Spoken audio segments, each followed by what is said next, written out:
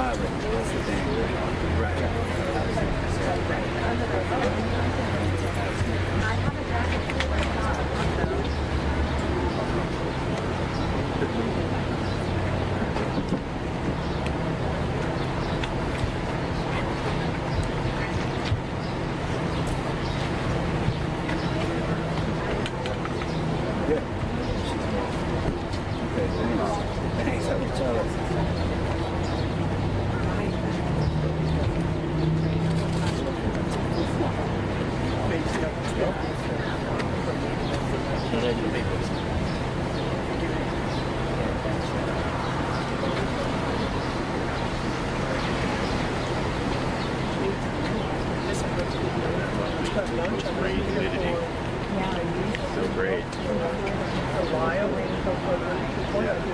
You all, the mayor of Surfside will be here in 2 minutes. He's walking now. Okay. Yeah, let me give you my 238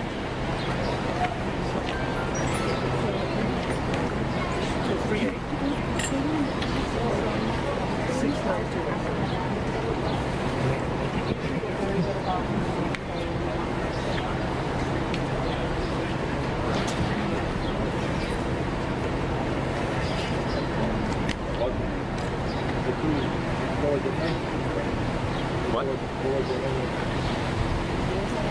No, no need. Now the awesome post-rain humidity and the sun comes out. It's so great. South Florida summer. Sure it's wet enough. I know. Right.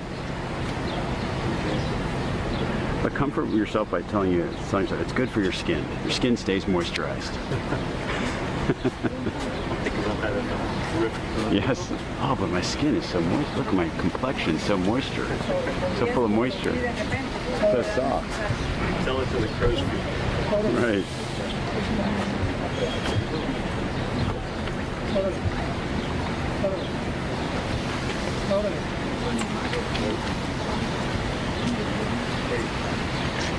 We're going to go in about 3 minutes.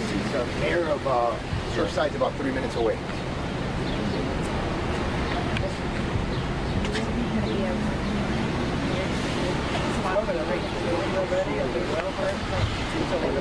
Yeah, this is probably good. This is starting late, so we can go into our request. Break away and go leave it on, or stay with this. Because this hasn't started yet. So we're still okay. All right.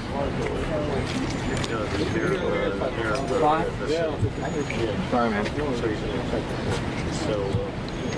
So we're going to do this whole thing. And we'll worry about it. Do they want to take it live? Are they taking it live? Are they taking it live? Yeah. Let me get you stand behind you.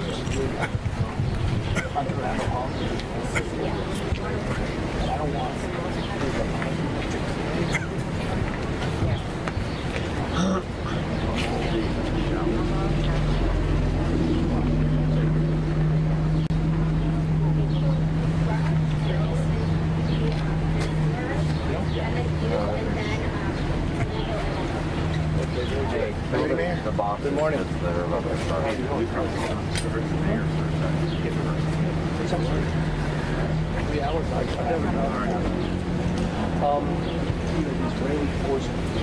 was good. And you guys spoke very well.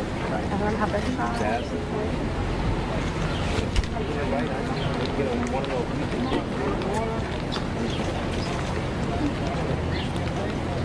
That was that's like a third-party validation. It is. Yeah, it is. Great. Rolando, you ready? Hi. Lindsay with Miami Foundation. Oh, hi. Charles Mary Snow. Oh, Mary Snow. We spoke, yes. Hi. Charles, Orlando Bravo. Everybody ready? Everybody ready on your end? You guys ready? Hi. Trouble Bravo.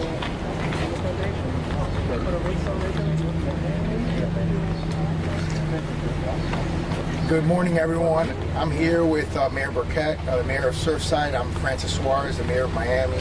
And I'm also here with Orlando Bravo from the Bravo Family Foundation, the Miami Heat, the Coral Gables Community Foundation, as well as the Miami Foundation.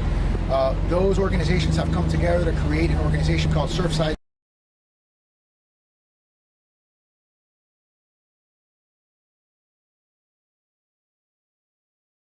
Here to announce that Orlando, who is a new member of this community, called me yesterday and asked if he could donate $250,000 to these efforts. We are incredibly appreciative of the entire Toma Bravo team that has just recently come to Miami.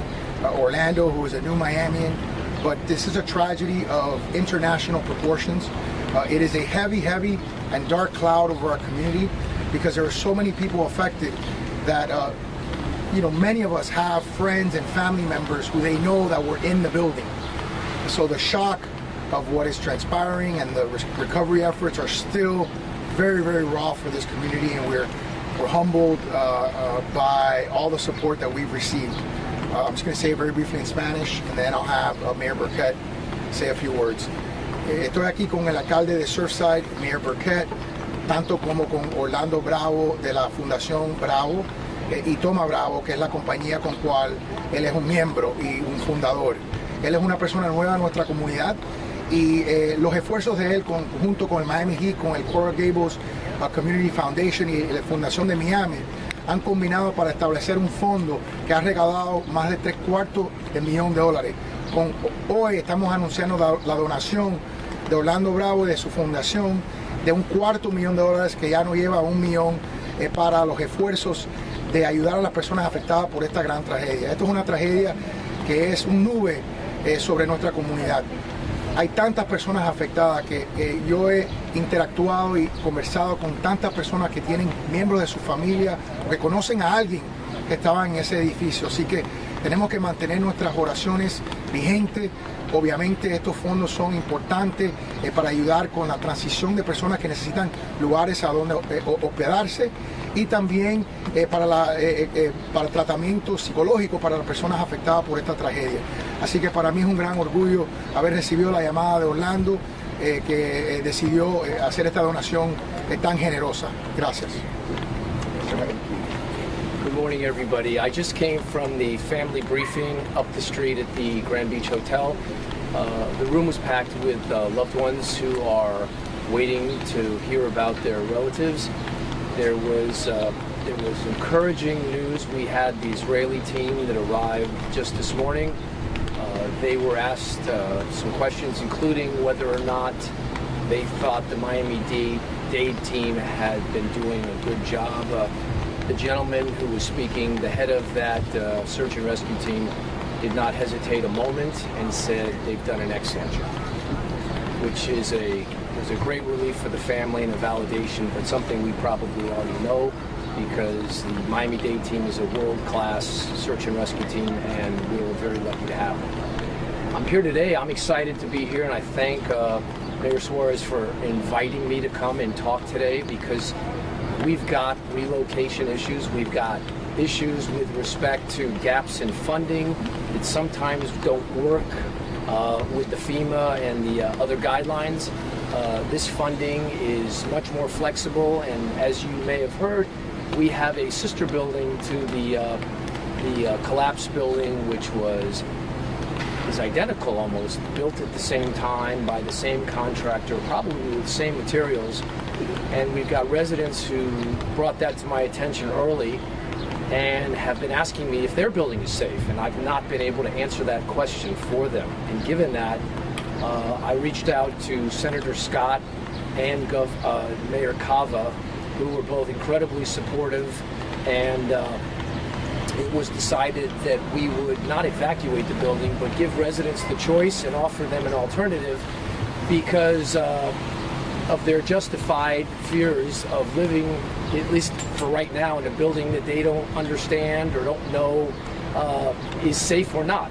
And quite frankly, I think we all understand that. I think given what's happened and given that this building just fell down out of nowhere, which was completely inexplicable, I think those fears are justified. So today I'm very excited, and I want to thank everybody that's here, especially Mr. Bravo, for stepping up to the plate, and because that will work perfectly with the residents who need to be temporarily relocated. I expect probably less than 14 days while our forensic experts get into their building and go top to bottom to ensure that it is in fact safe, so I can answer that question for you. Mayor, can you tell us what the mood is in that room? Families? It's obviously somber. There's many emotions in that room. There are a lot of questions that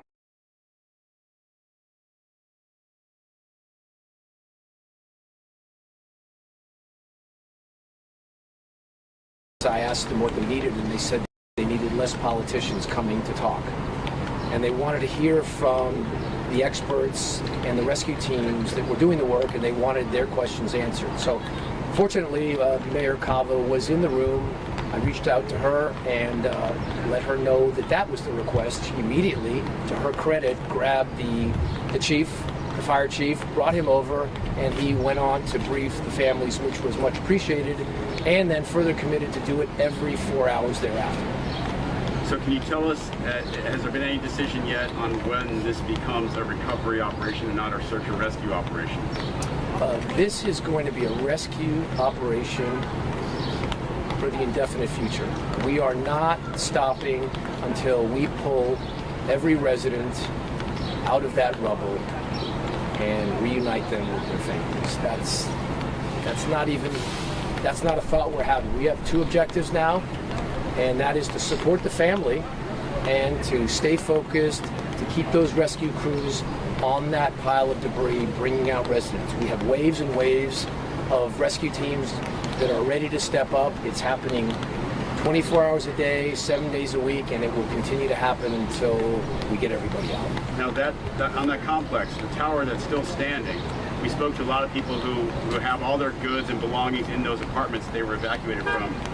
Will they be allowed to go back at any point and get their belongings? You know, the night of the collapse, I was out there. Basically, we were assessing the situation, or the disaster, the catastrophe, if you will, and we noticed that there were people moving around in that building that remained standing.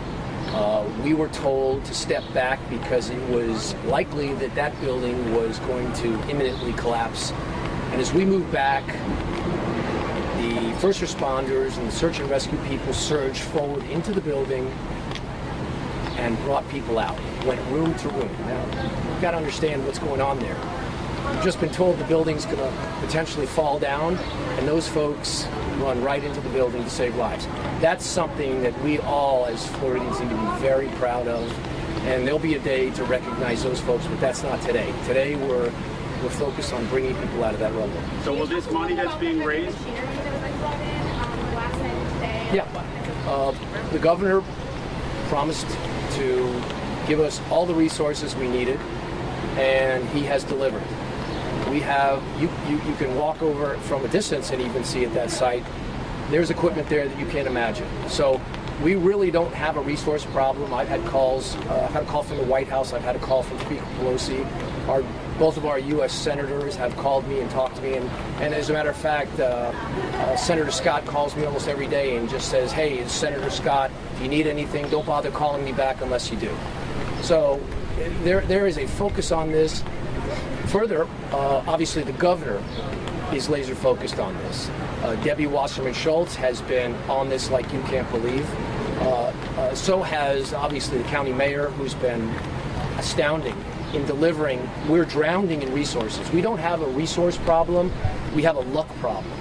We need some more luck. We need good weather, we need fewer fires, and we need some miracles now. So that's what I'm hoping for, that's what we're all praying for, and that's what I'm expecting. Mayor, can you tell us the money that's being raised so generously given by Mr. Bravo and others, is that going to go directly to help the people who were evacuated from the buildings? I am a partner in this, so if you ask me what my opinion was, we've got gaps, funding gaps, and I imagine the victims in the building that has collapsed will have insurance support for that. But we got people in the sister building who probably don't have the insurance support, nor do they have the government support because it hasn't been officially declared closed. So we're sort of in the middle there, and that's where this kind of funding comes in, is heaven sent, and it's amazing. So we've covered the whole gamut of solving problems for residents, which is really, in the end, what we're here to do. Can you elaborate on the relocation process? Is there a designated spot? I'm assuming more people, now that they have this option, are going to opt to do that. Are there more designated areas? Well, I don't know. I wouldn't assume that, but personally, if I were in that building, that sister building, given all the circumstances, I'd probably want to be out of it until someone told me it was safe. And I imagine maybe there are people, and I have talked to people that have said, listen, I sent our building official into those two buildings. There's the Champlain North, which is the sister building, and then there's another Champlain in the middle, which was built sometime later.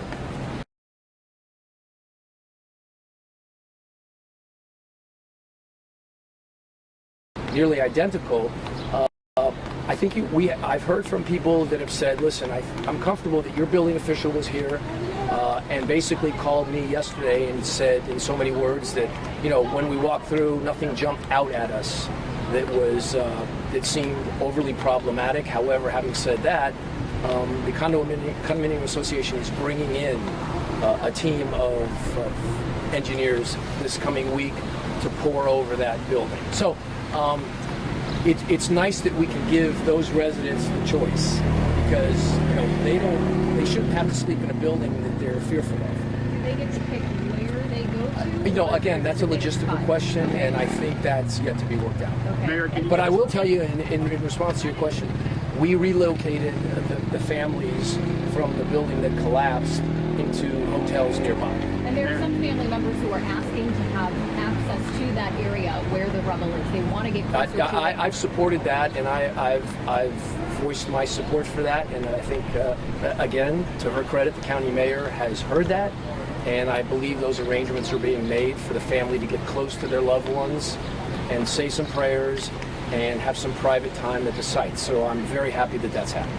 Can you give us a thought about the horrible irony here that until now most of the nation never heard of Surfside? Now they're hearing about it for the worst possible reasons.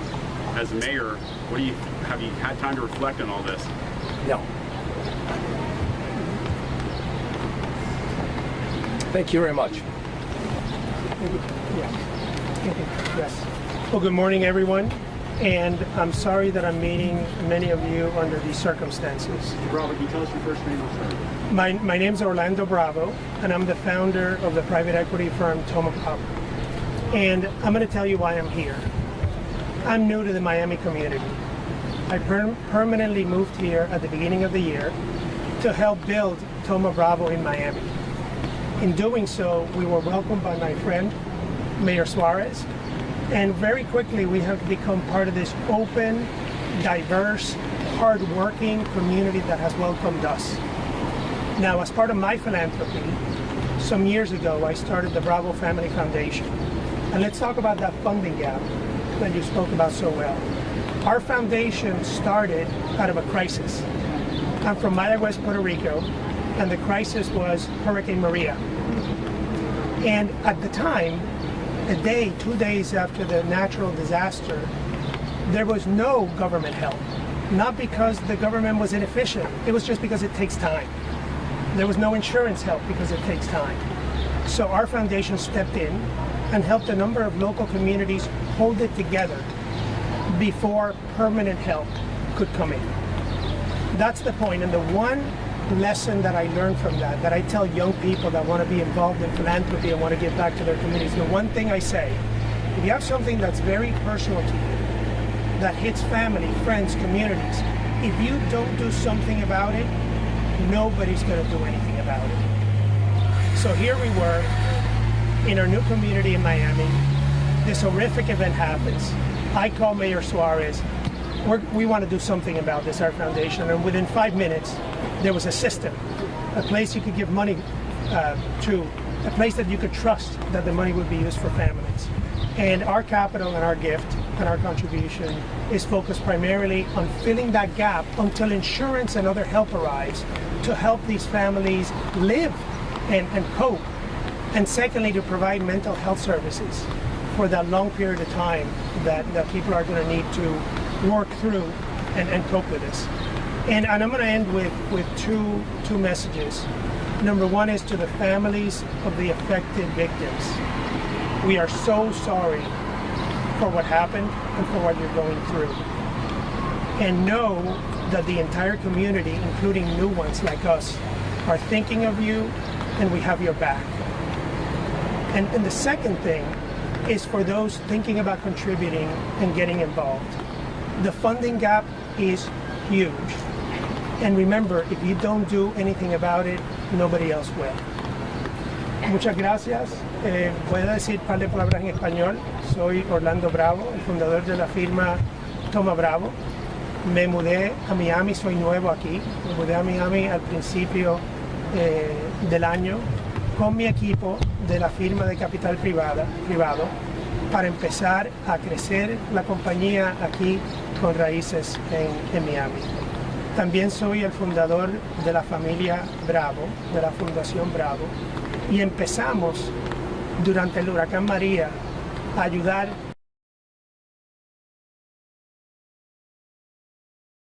antes de que la ayuda de FEMA y de otras partes llegara.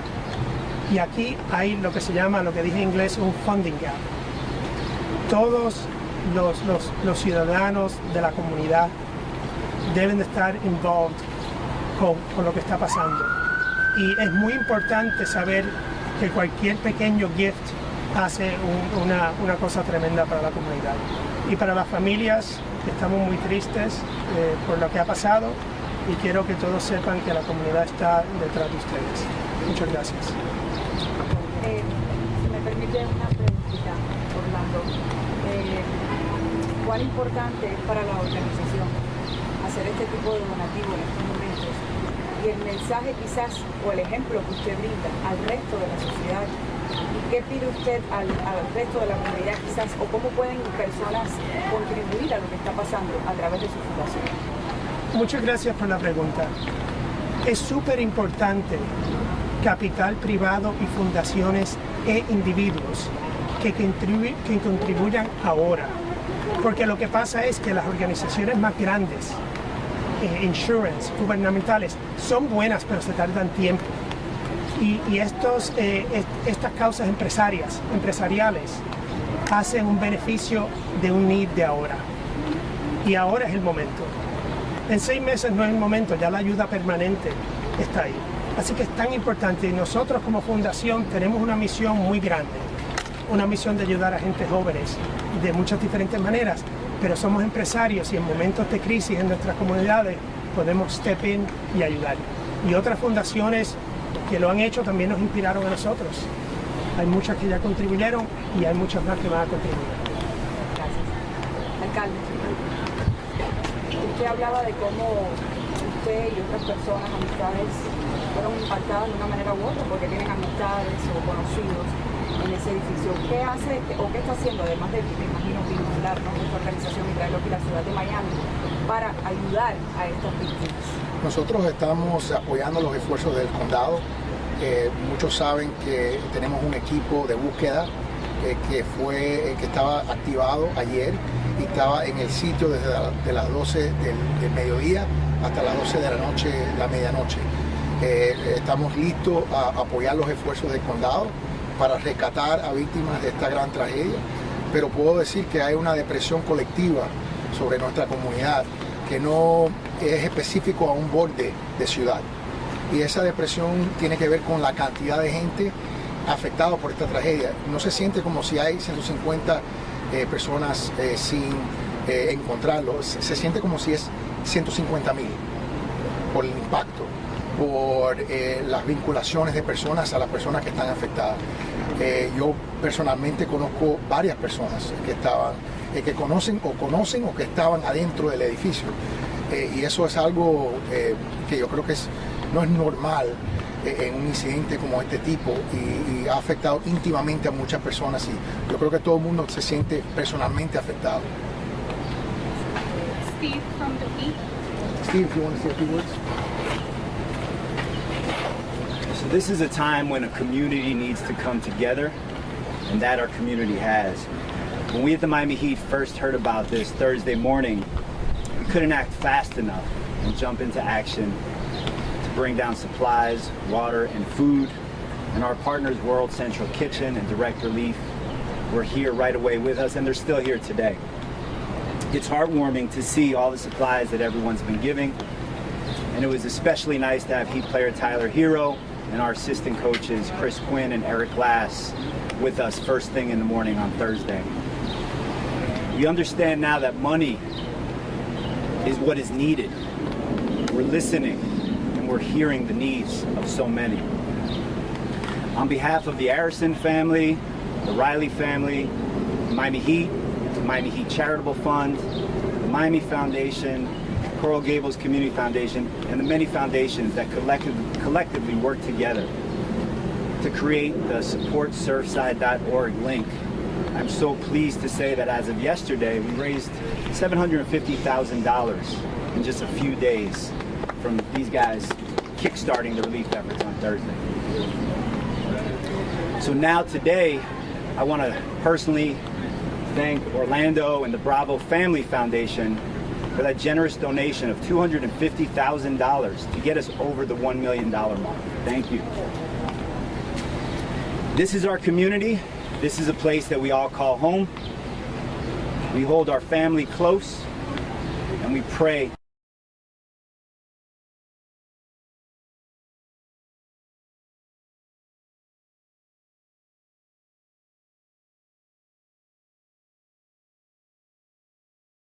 Assessing critical needs of those who need us the most. And we ask you to please continue to give. This is something that is near and dear to us. It's 12 miles from our arena. It's our backyard, and we're just beginning to help. So thank you all for everyone that have given already, and please continue to give, and God bless. Can someone elaborate on the numbers real quick? So $750,000 was raised just yesterday alone, or up until? Hi, I'm Mary Snow. I'm the CEO of the Coral Gables Community Foundation. Up until yesterday afternoon, we raised $750,000. More has come in overnight, and this morning, Mr. Bravo's very generous gift does put us over $1 million. And that was $250,000. Correct. Okay. And we'll begin addressing immediate needs today and giving monies to the families and victims. Thank you, guys. Thank you. Appreciate it. Thank you very much. All right, good job.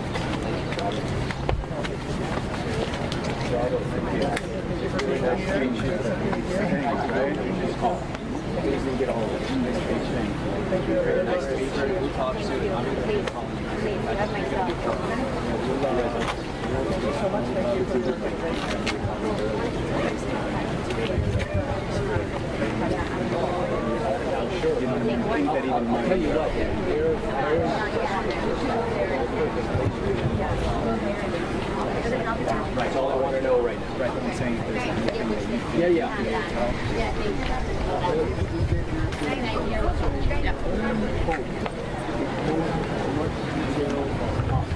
It's almost like a substitute.